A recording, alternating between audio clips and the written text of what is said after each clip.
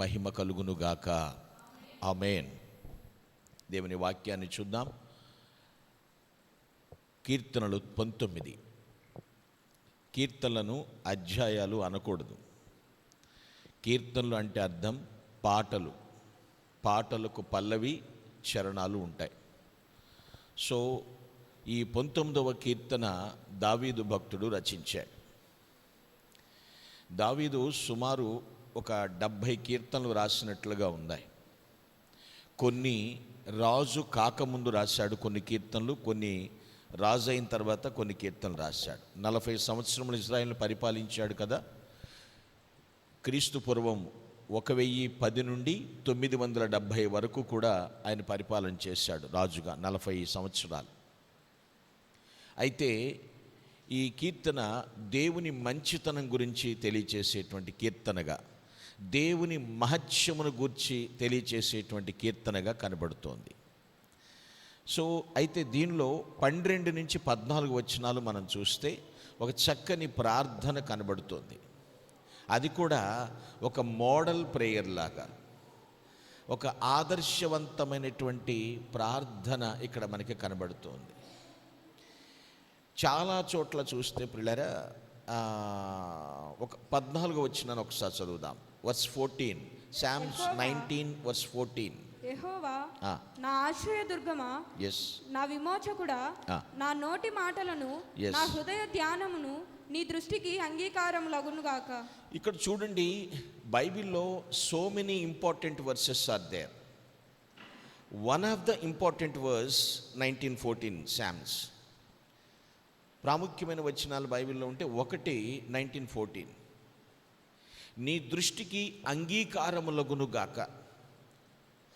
నా జీవితం మొత్తం నీ దృష్టికి అంగీకారమగునుగాక. అంటే నన్ను నువ్వు చూడగానే నన్ను యాక్సెప్ట్ చేసేటట్లుగా నా లైఫ్ ఉండునుగాక.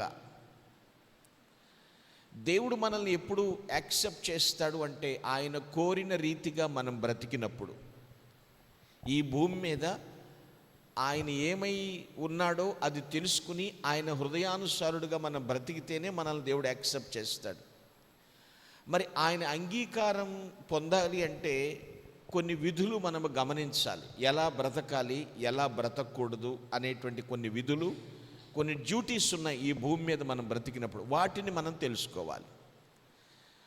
అవి తెలుసుకోకుండా వాటి ప్రకారం నడవకుండా ఉన్నట్లయితే ఆయన దృష్టికి మనము అంగీకారము కాలేము. యాక్సెప్ట్ చేయడు, మనల్ని రిజెక్ట్ చేస్తాడు. సో మనం గ్రహించవలసిన విధులు ఏమిటి? ఈ జీవితంలో ఈ భూమి మీద ఉన్నంత వరకు కూడా రక్షించబడి ఆశీర్వదించబడాలి, ఆ తదుపరి పరమందుకు చేర్చబడాలి. ఆయన యాక్సెప్ట్ చేయాలి మనల్ని. సో కాబట్టి మనము గ్రహించవలసిన విధులు ఏమిటి అనేటువంటి విషయాన్ని ఈరోజు ధ్యానం చేయబోతున్నాం. Today topic of the message, perceivable duties. Perceivable duties, గ్రహించవలసిన విధులు. గ్రహించవలసిన విధులు ఏం గ్రహించాలి? మనం డైలీ కొన్ని యాక్టివిటీస్ చేస్తూ ఉంటాం. మన దినచర్యలో కొన్ని పనులు మనకు మంచిగా అనిపించవచ్చు, కానీ దేవుని దృష్టికి పాపముగా కనిపించవచ్చు. ఏం రైట్? కొన్ని పనులు అలా అన్నీ చేసుకుంటూ వెళ్ళిపోతాం. కొన్ని మనకి మంచిగా అనిపించవచ్చు, కానీ దేవుని దృష్టికి చెడుగా, పాపముగా కనిపించవచ్చు, తప్పులుగా కనిపించవచ్చు. అహంభావంతో పాపం చేయుట ఎంతైనా ప్రమాదకరం. నా ఇష్టం, నన్ను అడిగేది ఎవడు, నన్ను ఆపేదెవడు, ఇలా ఉంటారు కొందరు. అహంభావం అంటారు దాన్ని. దాంతో పాపం చేయుట ఎంతైనా ప్రమాదకరం. ఎందుకో చెప్పనా? ఆ పాపం ముందు నిన్ను వశపరుచుకుంటుంది, తర్వాత నిన్ను ఏలటానికి ప్రయత్నం చేస్తుంది. ఎందుకంటే బేసిక్గానే అహంభావం ఉంది కాబట్టి. సో నిన్ను వశపరుచుకున్న తర్వాత నువ్వు విడిపించుకోలేవు. ఆ తర్వాత నీ నెత్తి మీదకి పెత్తనం చేస్తుంది ఆ పాపమే, ఆ తప్పే. ఇక్కడ దావీదు భక్తుడు, అయ్యా నేను నీ దృష్టికి అంగీకారం కావాలి, నా ఆరాధన నువ్వు యాక్సెప్ట్ చేయాలి, నలుగురిలో ఒకలా, నేనొక్కడనే ఉన్నప్పుడు ఒకలా ఉంటే అది నీకేమాత్రము కూడా ఇష్టం కాదు. చర్చిలో వైట్ అండ్ వైట్ పరిశుద్ధత ఉండి చర్చ్ బయట విచ్చలవిడి జీవితాన్ని జీవిస్తే అది ఇట్స్ నాట్ యాక్సెప్టబుల్. ఎలా దేవుడు మనల్ని అంగీకరిస్తాడు? పాపం ఏదైనా సరే అది మనల్ని వశపరుచుకుంటుందన్న విషయాన్ని మర్చిపోవద్దు. ఇంపార్టెంట్గా మనం ఆలోచన చేస్తే హృదయం, మనస్సు వీటిని బట్టే మాటలు బయటకు వస్తూ ఉంటాయి. ఏమ రైట్? అవునా కదా? ఇవి ఒకదానికొకటి అనుసంధానం చేయబడినాయి. వీటి విషయంలో జాగ్రత్తగా ఉండాలి మనం. అందుకే కన్నీటి ప్రవక్త జెర్మియా ఇలా మాట్లాడుతూ ఉంటాడు. Book of Jeremiah chapter 17:9. It's a memorable verse, తెలిసిన వాక్యం అది. ఇర్మియా 17:9. అన్నిటికంటే మోసకరమైనది, అది ఘోరమైన వ్యాధి కలది, దాన్ని గ్రహింపగల వాడెవడు? చూడండి, అన్నిటికంటే హృదయం అంటే ఎన్ని ఉన్నాయో అన్నిటికంటే హృదయం మోసకరమైనది. అక్కడ తాగలేదు, అది ఘోరమైన వ్యాధి, దాన్ని గ్రహించగలిగిన వాడెవడు లేడు, ఆయన తప్ప. ఇక్కడ పరిశీలించేయండి, మనం ఆలోచించిన దాన్నే మాట్లాడతాం, మాట్లాడేదాని గురించి ఆలోచిస్తాం. అనుసంధానం చేయబడినాయి మన ఆలోచనలు, మాటలు కూడా పాపపు హృదయంతో సంబంధం కలిగి ఉన్నాయి అంటున్నాడు ఇక్కడ ఇర్మియా. పాపపు హృదయంతో సంబంధం కలిగి ఉన్నాయి. హృదయపు ఆ వ్యాధి, ఆ కపటం, ఆ భ్రష్టత్వం ఇలా ఉంటే దేవుని దృష్టికి అంగీకారం అవుతామా? యాక్సెప్ట్ చేస్తాడు దేవుడు? ఎలా దేవుని దృష్టికి అంగీకారం అవ్వాలంటే మనం గ్రహించాల్సిన విధులు ఏమిటి? ముచ్చటగా ముఖ్యంగా 3 విధులు ఇక్కడ నేను మీకు చెప్తాను. మన మూల వాక్యానికి రండి దయచేసి. Come to our text, Psalm 19:14. Read again. 19వ కీర్తన 14వ వచనం చదవండి. యెహోవా నా ఆశ్రయదుర్గమా, నా విమోచకుడా, నా నోటి మాటలను, నా హృదయ ధ్యానమును నీ దృష్టికి అంగీకారములగునుగాక. చూడండి, ఇక్కడ దేవుని స్తుతిస్తూ మొట్టమొదటికి ఏమంటున్నాడంటే, నా నోటి మాటలు నీ దృష్టికి అంగీకారమగునుగాక. సో ఫస్ట్లీ గుర్తుపెట్టుకో, నీవు perceive the power of dialogues. Perceive the power of dialogues. మాటల శక్తిని గ్రహించుము. నువ్వు మాట్లాడే మాట ఎంత శక్తివంతమైనదో అది ముందు గ్రహించు. Perceive the power of dialogues. మాట్లాడేశాను అనుకుంటాడు, అనేశాను అనుకుంటుంది అమ్మాయి, నేను ఎంత మాటను అనగలను అనుకుంటారు. Perceive the power of dialogues. మాటల శక్తిని గ్రహించు ముందు. కొందరు ఇలా చెప్తూ ఉంటారు, మాటలు ఏమీ నన్ను గాయపరచలేవు. విన్నారు ఈ మాట ఎక్కడన్నా? ఎవరెన్నన్నా ఏ మాట నన్ను గాయపరచలేదు అంటే వాళ్ళు మోసపోయినా ఉండాలి, మోసగాళ్ళైనా అయి ఉండాలి. అండర్స్టాండ్? మాట గాయపరచుకోండి ఎట్లా ఉంటుంది? ఖచ్చితంగా చిన్నదో పెద్దదో గాయం చేస్తుంది. ఏ మాటలు నన్ను గాయపరచలేవు అంటే ఎట్లా? మాటలు శక్తివంతమైనవండి. నువ్వు మోసంలో బ్రతకొద్దు, మోసపోయి కూడా బ్రతకొద్దు. దీన్ని ఒక్కదాన్ని కంట్రోల్లో పెట్టుకుంటే అన్నీ కరెక్ట్గా ఉంటాయి. Perceive the power of dialogues. ఏ మాట పడితే ఆ మాట మాట్లాడొద్దు, జాగ్రత్త. ఇది చిచ్చు పెట్టేస్తుంది. అందుకే మహాజ్ఞాని అని పిలిపించుకున్న సాల్మన్ ఈ విధంగా చెప్తాడు. Book of proverbs 18:21. సామెతల గ్రంథం 18:21. జీవ మరణములు నాలుక వశము, దాని యందు ప్రీతిపడువారు దాని ఫలము తిందురు. చక్కగా చెప్పేశాడు. జీవమైన మరణమైన ఏ వశంలో ఉంది? కళ్ళల్లాడే నాలుక అంటారు, దాని కంట్రోల్లో ఉంది. ఇంకొంచెం బయటకు వచ్చి ఏమంటారంటే, నోరు మంచిదైతే ఊరు మంచిదవుద్ది, నోరు చెడిపోతే వీపు చెడిపోద్ది అన్నాడు. నోరు చెడిపోతే బాధేస్తారని. జీవమైన మరణమైన టంగ్ కంట్రోల్లో ఉంది, నాలుక వశంలో ఉన్నది. ఆ నాలుక ఎందు ప్రీతి పడువారు దాని ఫలము తిందురు. నీకు విశ్వాసం ఉంటే నువ్వు గొప్ప శ్రేష్ఠురాలివే. నిరీక్షణ ఉంటే సంతోషం. జీవపు మాటలు పలుకుతావు నీవు. కొంతమంది సందేహంగా ఉంటారు, అర్థమవుతుందండి. కొంతమంది మరణం అంటే భయపడుతుండ. ఇలాంటి వాటి కంటే విశ్వాసము నిరీక్షణతో పలికే మాటలే శ్రేష్టమైనవి. Praise the lord. ఎందుకంటే దేవుని మీద ఆధారపడుతూ మాట్లాడుతున్నాం కాబట్టి. జీవం మరణములు నాలుక వశం. ప్రభు చెప్పాడు ఒక మాట, మీ హార్ట్ దేంతో నిండి ఉంటుందో అదే నోరు మాట్లాడుతుంది. ఒకవేళ లోపలున్న దాన్ని అణిచేసి కంట్రోల్ చేసుకుని పైన మంచి పొందాలని మాట్లాడని ట్రై చేసినా అడుగున బుడింగిని బయటకు వచ్చేస్తుంది ఈ మాట. అది ఎంత తొక్కి పెట్టినా ఆగేది కాదు. గాస్పెల్ లూక్ 6:45, లూకా 6:45. సజ్జనుడు అంటే గుడ్ పర్సన్. సజ్జనుడు తన హృదయమును మంచి ధననిధిలో నుండి. ఇక్కడ మీకు అర్థమైందా? మంచివాడికి హృదయం ఏంటంట? మంచి ధన నిధి.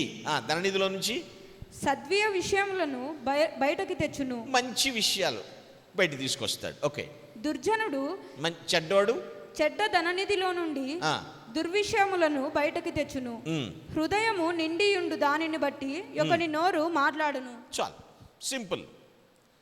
ఈ ఒక్క ముక్క చెప్పడానికి పై మాట చెప్పాడు ప్రభు. కొంతమందికి డైరెక్ట్ ముక్క చెప్తే అర్థం కాదు కదా. అర్థమవుతుందా? ఎలగలా అంటారు. బలుబు ఎలగలా. మంచివాడు తన హృదయం మంచి ధననిధిగా పెట్టుకుంటాడు. దాంట్లోంచి sweet words, important useful words బయటకు వస్తాయి. చెడ్డవాడు చెడ్డ ధననిధి, దాని నుంచి చెడ్డ విషయాలు బయట తీసుకొస్తాడు. నీ హృదయం దేంతో నిండి ఉంటుందో అదే కదా బయటకు వస్తావు. ఒకవేళ అతిక్రమాల వైపు మొగ్గు చూపుతుందనుకో, ఇది అలాంటి విషయాలే తీసుకొస్తావు. అలాంటి విషయాలే బయటకు వస్తూ ఉంటాయి. అతిక్రమం అంటే క్రమము తప్పుట. ఆ జీవితం నుంచి అవే బయటకు వస్తూ ఉంటాయి. మీకు ఇంకా సపోర్టివ్గా ఉండడానికి ఇంకొక వాక్యం చెప్తాను. Gospel Matthews chapter 15:18-20. మత్తయి సువార్త 15వ అధ్యాయం 18-20 వచనాలు. నోట నుండి బయటకు వచ్చునవి హృదయములో నుండి వచ్చును. అమ్మా, నోట నుండి బయటకు వచ్చునవి హృదయములో నుండి వచ్చును. ఇప్పుడు మీకు అర్థమైంది కదా. ఇక్కడి నుంచి వస్తుందంటే అంత ఇక్కడి నుంచి వస్తుందని కాదు. ఇక్కడి నుంచి వస్తుంది, హృదయంలోంచి. ఇవే మనుష్యుణ్ణి అపవిత్రపరచునని మీరు గ్రహింపరా? మీరు తెలుసుకోరా? దురాలోచనలు, నరహత్యలు, లెక్క పెట్టుకోండి. దురాలోచనలు, నరహత్యలు, వ్యభిచారములు, వేశ్యాగమనములు, దొంగతనములు, అబద్ధ సాక్ష్యములు, దేవదూషణలు హృదయంలో నుండియే వచ్చును. ఎక్కడి నుంచి వస్తున్నాయి? నేను మా అమ్మాయి మంచిదేనండి, వాళ్ళే పాడు చేశారు అంటారు. తప్పది. మా అబ్బాయి మంచోడేనండి, బేసిక్గా మంచోళ్ళే, వాళ్ళ సావాసం పట్టి అలా తయారయ్యారంటారు. ఇక్కడ వాక్యం ఏం చెప్తుంది? ఇవన్నీ ఎక్కడి నుంచి వస్తున్నాయి? From the heart. Carry on, చదవండి అమ్మా. ఇవే మనుష్యుణ్ణి అపవిత్రపరచును గాని చేతులు కడుగు కొనక భోజనము చేయుట మనుష్యుణ్ణి అపవిత్రపరచదని చెప్పాను. అయిపోయింది 20 వచ్చిన వరకు. ఇక్కడ గుర్తుపెట్టుకోండి. ఒకవేళ పాస్టర్ గారు చేతులు కడుక్కోపోయినా పర్లేదు, భోంచేసేయచ్చు అన్నాడు కాబట్టి నేను చేసేస్తాను అనమాక మళ్ళీ నాతో. అర్థమైందా? ఇది డేంజరే. దీనికన్నా డేంజర్ ఏది? హృదయంలోంచి బయటకు వచ్చేది. ఆ మాటలు ఉన్నాయి చూసారా? ఆ మాట. Perceive the power of dialogues. మాటల శక్తిని గ్రహించు. నువ్వు ఎటువంటి వర్డ్స్ వాడుతున్నావు? నీవు ఇదొక విధి, గ్రహించాల్సిన విధి ఇది. ఏం మాట్లాడుతున్నావు? నీ మాట పని చేయాలి, అక్కడ వర్క్ చేయాలి. మంచిగా వర్క్ చేయాలి. అంతే తప్ప నీ మాట ఒక ఆత్మీయుని పాడు చేయకూడదు, ఒక సున్నిత మనస్కుల్ని ఏడిపించకూడదు. నీ మాట ఒకరిని రక్షించే విధంగా ఉండాలి. ఆమేన్.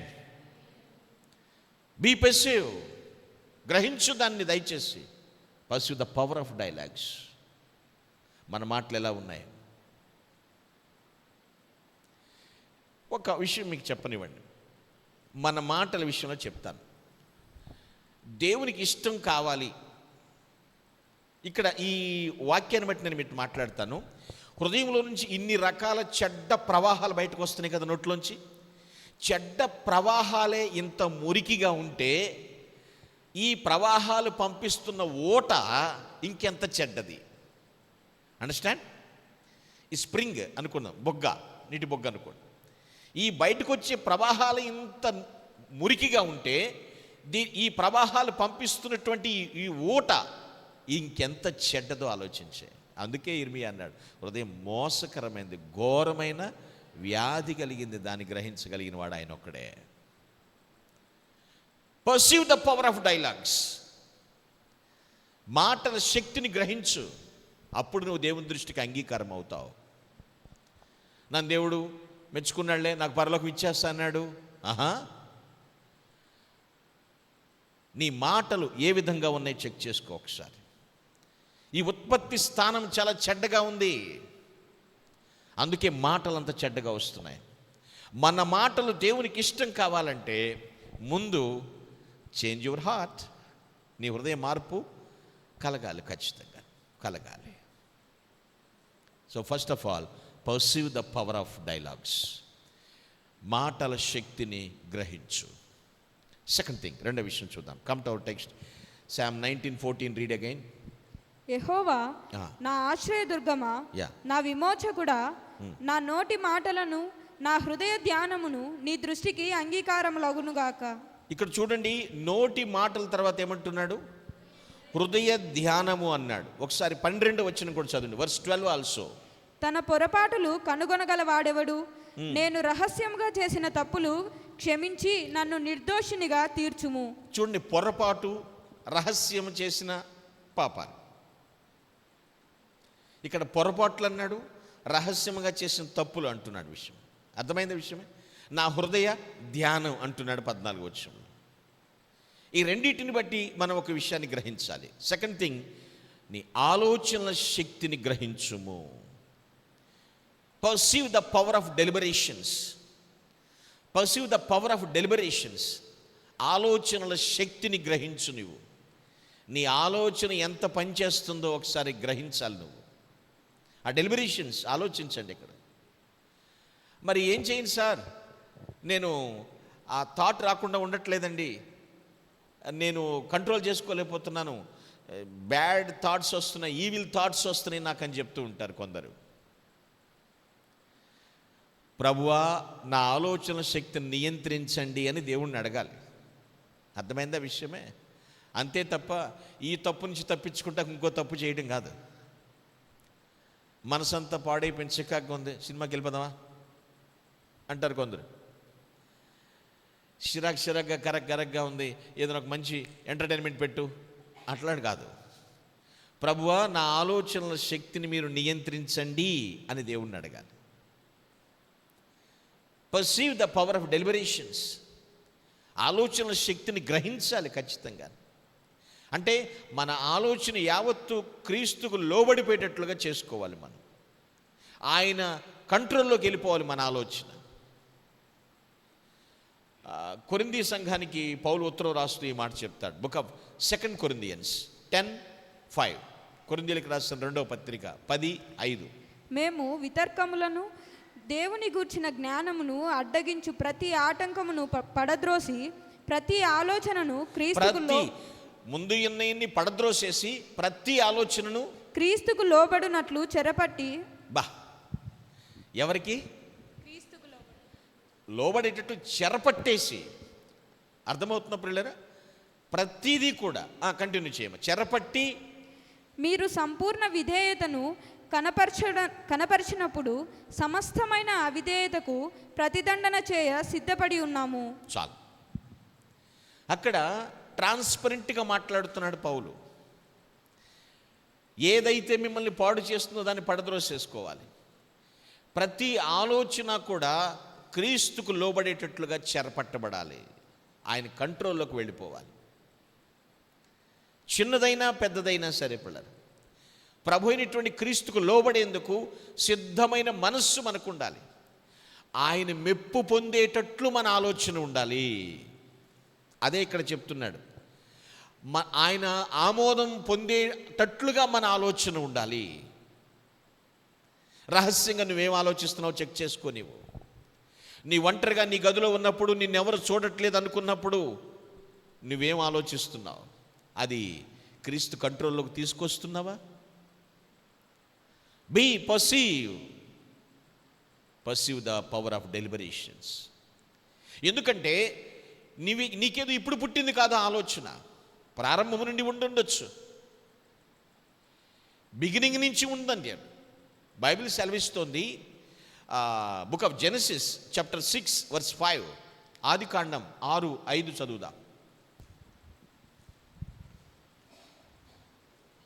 నరుల చెడుతనము భూమి మీద గొప్పదనియు వారి హృదయము యొక్క తలంపులలోని ఊహ అంతయు ఎల్లప్పుడూ కేవలము చెడ్డదనియు యెహోవా చూచి. చెడ్డది అర్థమైందండి?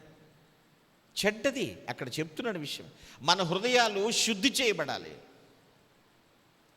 ఆలోచన మారాలి. నువ్వు లోకంలో ఉన్నట్లు ఆలోచించి ఇప్పుడు కూడా అదే ఆలోచిస్తే నీలో మార్పు రాలేదు. మారానంటూ చెప్తున్నావు అంతే. నీ ఆలోచనలు శుద్ధి చేయబడాలి, లేకపోతే దేవుడిని యాక్సెప్ట్ చేయడు. నీ పాట, నీ ఆరాధన, నీ ప్రార్థన, నీ ఉపవాసాలు ఏది యాక్సెప్ట్ చేయడు. నీ ఆలోచన శుద్ధి కావాలి. ఒక వ్యక్తి గురించి కాదు, నీ గురించి నువ్వేం ఆలోచించుకుంటున్నావు అది కూడా శుద్ధి కావాలి. నా కెపాసిటీ ఎంత, నేనెంత, నా ఫ్యామిలీ ఏంటి, నేనేమిటి, అసలు నేను ఎలా ఉన్నాను, how is my spiritual status, దీన్ని ఆలోచన చేస్తున్నావు ఎప్పుడన్నా? ఎవరో ఉన్నట్లు నేను ఉండాలి, వాళ్ళలాగా నేను పరిగెత్తాలి, వీళ్ళలాగా నేనుండాలి అంటున్నావు. ఎలా ఉంది నీ స్పిరిచువల్ స్టేటస్? నీ థింకింగ్ ఎలాగుంది? Now our Lord asks you. ప్రభు నిన్ను ఇప్పుడు అడుగుచున్నాడు. Perceive the power of deliberations. నీ ఆలోచనల శక్తిని గ్రహించు. నేను మరలా చెప్తున్నాను, ప్రభు మెప్పు పొందే ఆలోచన నీదై ఉండాలి, ప్రభు ఆమోదించేటట్టు ఆలోచన నీదై ఉండాలి. హృదయాలోచన కేవలము చెడ్డది. ఎందుకు రాసిపెట్టాడు ఆ మాటను? ఆలోచించాలి. ఎటువంటి ఆలోచన చేస్తున్నాం? ఎప్పుడైతే మన ఆలోచనలు శుద్ధి అవుతాయో, మన హృదయాలు శుద్ధి అవుతాయో, అప్పుడు మన ఆలోచనలు దేవుని సంతోషపరుస్తాయి. ప్రైజ్ ద లార్డ్, హల్లెలూయా. ఇది శుద్ధి కాకుండా మన ఆలోచన దేవుని సంతోషపెట్టలేదు. ఇంపాసిబుల్. ఎవరైనా మౌనంగా ఇలాగ ఉన్నారనుకోండి, ఏమంటారు తెలుసు? What are you thinking bro, sis, what are you thinking అంటారు. మళ్ళీ అర్థమైన విషయమే.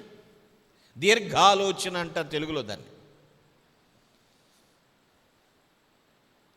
ఏం అది ఎంత శక్తి కలిగింది ఆలోచన శక్తిని నువ్వు ఎప్పుడన్నా గ్రహించావా? ఇంగ్లీష్లో చెప్తారు, body is present but mind is absent. Ticket లేని ప్రయాణం చేసేస్తూ ఉంటుంది. అది కట్టెక్కడే ఉంటుంది. ఎక్కడికెక్కడికో యూకే, లండన్ తిరిగి మళ్ళీ రాలేదు. అక్కడ అయిపోయి ఏంటో బతుకు గట్రా అంటే అయిపోతూ ఉంటుంది. మళ్ళీ రాదు వెనక్కి ఇది బతుకు. తెలుగులో దాన్ని ఇలా అంటారు, ఉట్టికి ఎగరలేనమ్మా స్వర్గానికి ఎగిరిందంట అంటారు. ఉట్టి అంటే తెలుసు కదా, ఉట్లు కడుతుంటారు. అంత ఎత్తు కూడా ఎగరలేము, స్వర్గానికి ఎగిరిపోద్దంట అంటారు. మంచిగా ఆలోచించు, తప్పులేదు. ప్లాన్ వేసుకుంటాం, తప్పేమీ కాదు. ఆ ప్లాన్ ఫుల్ఫిల్ కావాలంటే నీ హృదయం శుద్ధిగా ఉండాలి. అందుకే అంటున్నాడు, perceive the power of deliberations. ఆలోచనల శక్తిని గ్రహించు. దావీదు అలాంటి ప్రార్థన చేస్తున్నాడు. నా నోటి మాటలను, నా హృదయ ధ్యానమును నీ దృష్టికి అంగీకారమగును గాక. గ్రహించండి పిల్లలు, ఆలోచించండి. What are you thinking? నిన్ను దేవుడు ఇష్టపడుతున్నాడా? కొంతమంది చూడండి, పెళ్లి సంబంధాలు చూస్తే అబ్బాయి నచ్చలా, అమ్మాయి నచ్చలా, నాకు సరైన ఫేర్ కాదు, నాకు నచ్చలా. అసలు నువ్వెవరికన్నా నచ్చుతున్నావా? నిన్నెవరన్నా అసలు మెచ్చుకుంటున్నారా? నేను నిన్ను శంకించాలి, నిందించాలని, నిన్ను తక్కువ చేయాలని ఇట్స్ నాట్ మై ఒపీనియన్. ఎప్పుడు ఎదుటోడు గురించి ఆలోచిస్తున్నావు. అసలు నువ్వేంటి, నీ పరిస్థితి ఏంటి, ఏం ఆలోచిస్తున్నావు నీవు? Pursue the power of deliberations. హృదయాలు శుద్ధి చేసుకో, అప్పుడు నీ ఆలోచనలు దేవుని సంతోషపరుస్తాయి. Thirdly and finally come to our text, Psalm 19:14. Read again. యెహోవా నా ఆశ్రయదుర్గమా, నా విమోచకుడా. ఇక్కడ చూడండి, ఇక్కడ యెహోవా నా ఆశ్రయదుర్గమా అన్నాడు. ఓకే, నేను ఆశ్రయించాను, ఆయనే నా దుర్గము. తర్వాత ఏమంటున్నాడు? నా విమోచకుడా. ఈ నోటి మాటల్ని, ఈ ఆలోచనల శక్తి నుంచి తప్పు అయితే దాన్ని విడిపించేవాడా. So finally perceive the power of deliverance. విమోచన శక్తిని గ్రహించుము. ఎవరు ఈ తప్పుడు మాటల నుంచి నన్ను విడిపించగలరు? ఎవరు నన్ను ఈ తప్పుడు ఆలోచనల నుంచి విడిపించగలరు?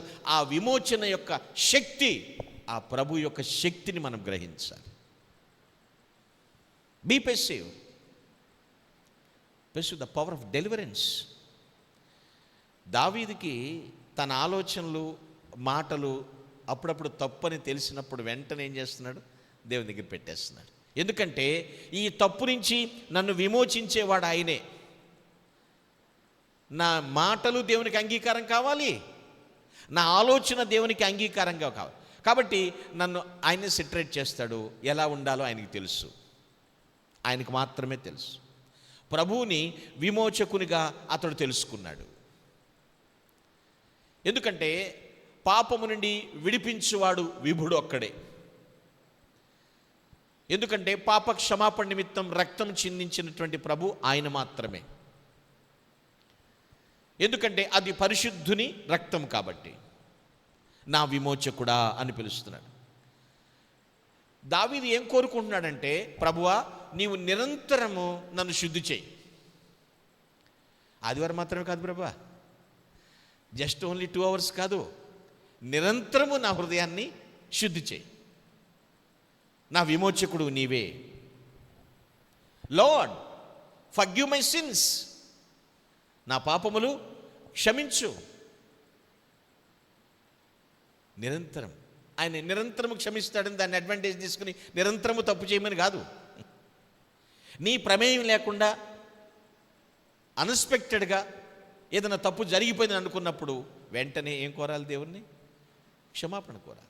ఆయన విడిపిస్తాడు ఆ పాపము నుంచి, ఆ బంధకాల నుంచి, ఆ దుష్టుని కౌగిల్లోకి వెళ్ళిపోకుండా నిన్ను లాగేస్తాడు.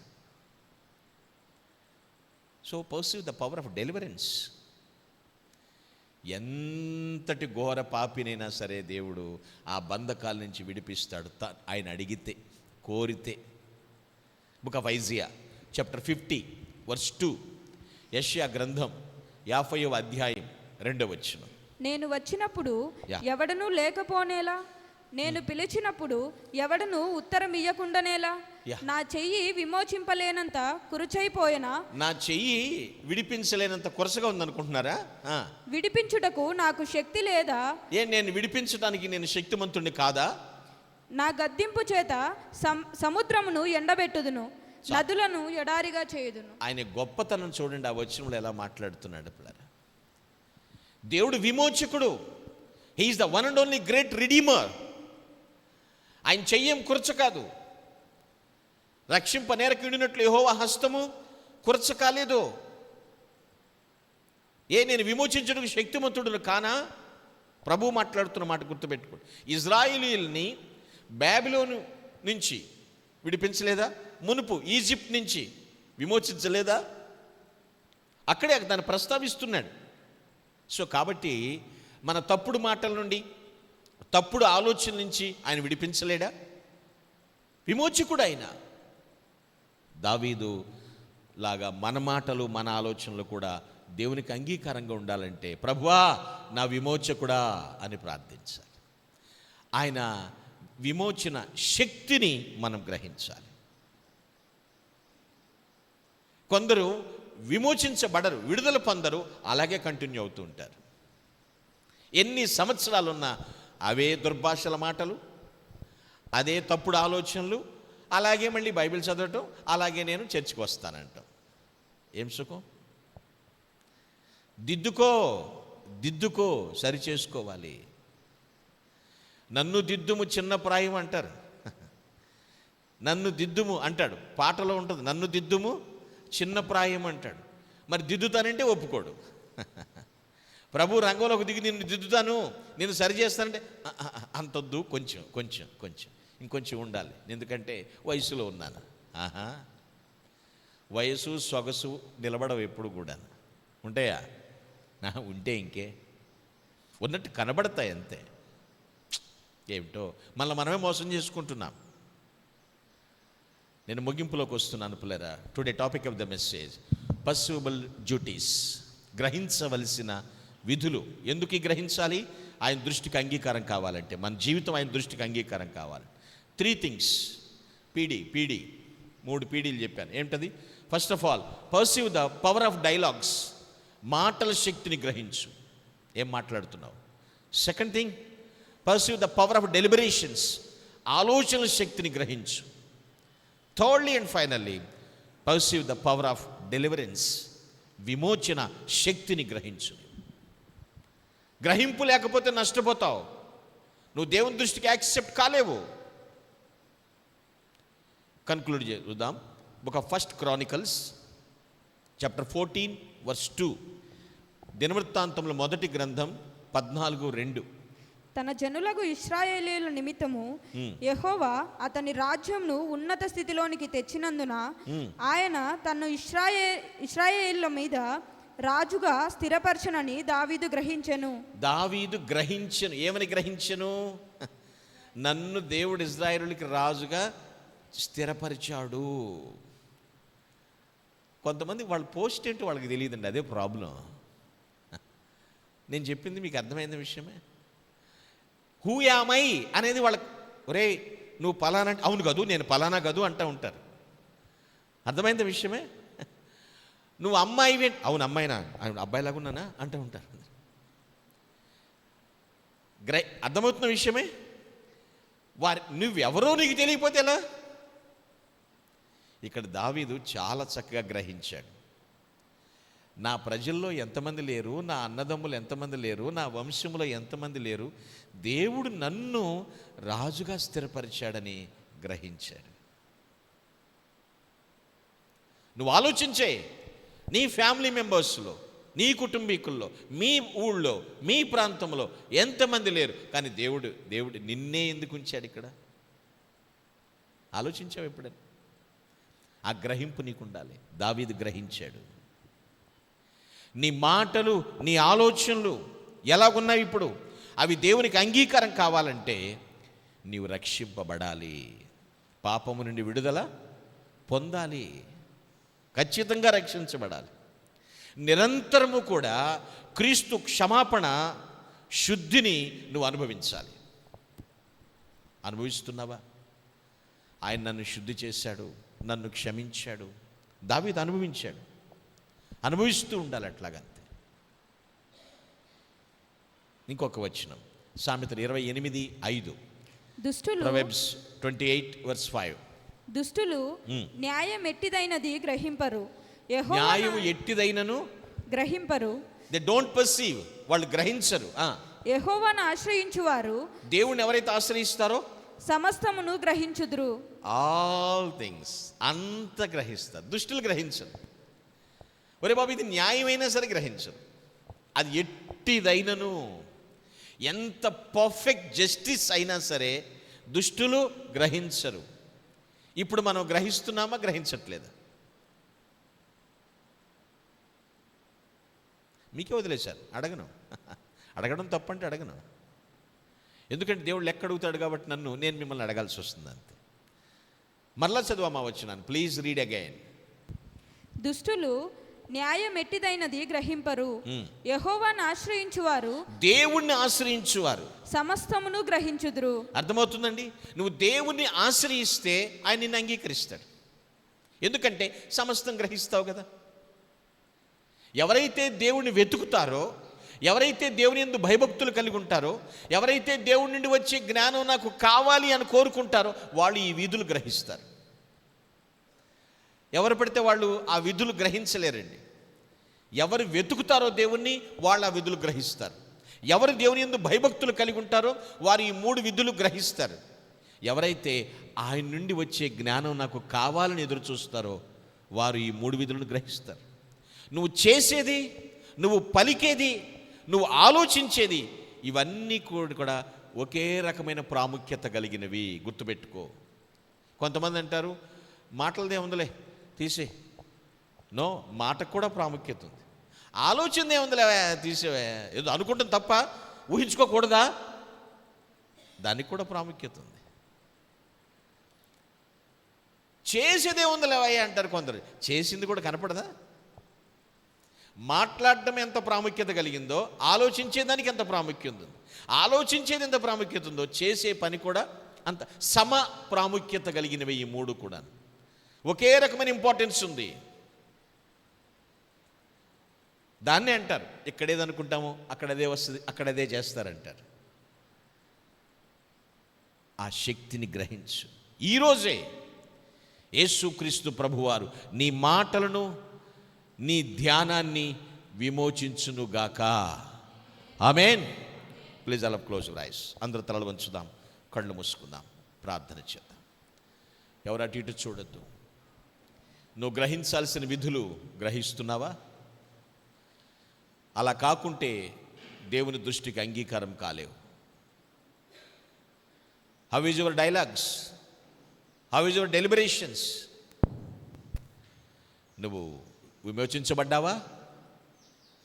ప్రభువా, ఈ విధులు నేను గ్రహిస్తాను, నిన్ను వెతుకుతాను, నీ యందు భయభక్తులు కలిగి ఉంటాను, నీ నుండి వచ్చే జ్ఞానాన్ని పొందుకుంటాను అన్నట్లయితే నీ కుడి చేయి పైకెత్తి ఒక తీర్మానం చేసుకో. Please raise your right hand and praise God joyfully. సిగ్గుపడద్దు చేయెత్తడానికి.